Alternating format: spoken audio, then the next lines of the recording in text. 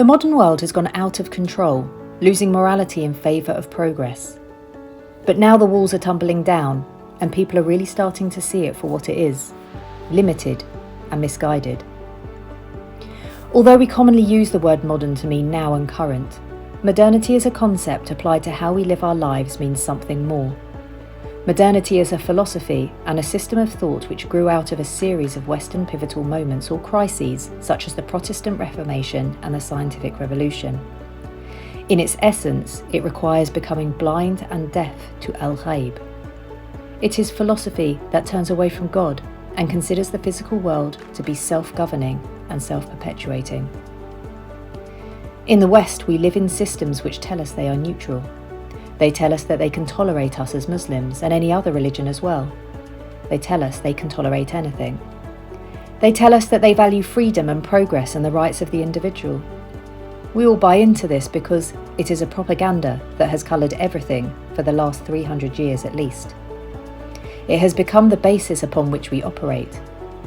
We don't question it because we are allowed to be Muslim and practice our faith. But since the 7th of October 2023, many of us have found that this is not really the case.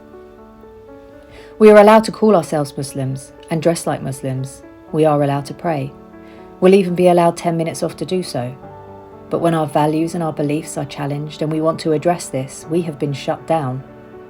When our heart is being broken, we are told we cannot weep. How tolerant is this modern tolerance really? This nagging feeling has always been there, but Gaza has shown it with great clarity. The success of modernity in the world is profound. Until around 100 years ago, the Islamic world could see it for what it was and was largely unfazed. It maintained its reliance on God.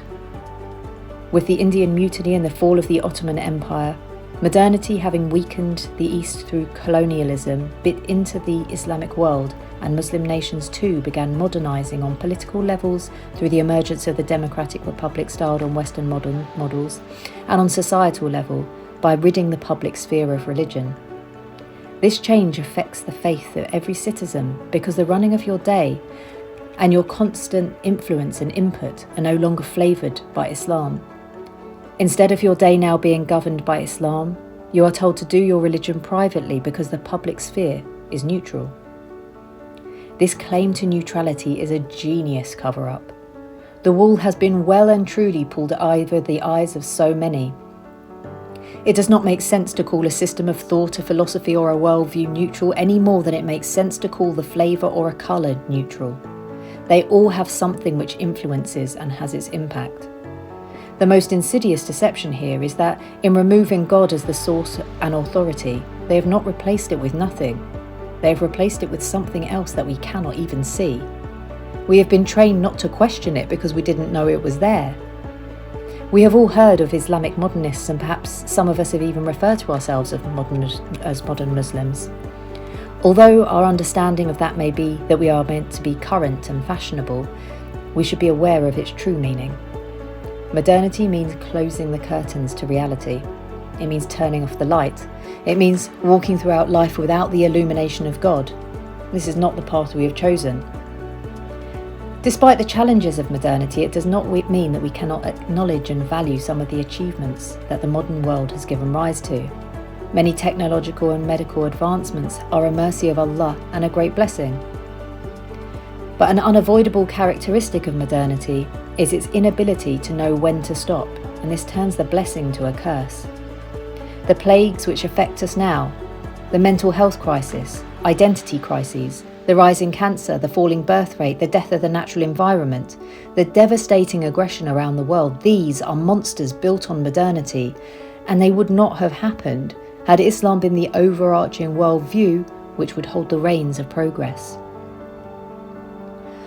I believe that just as has been the case for so many of us that were fortunate enough to have our eyes opened, to realise Islam, the world could begin to mend.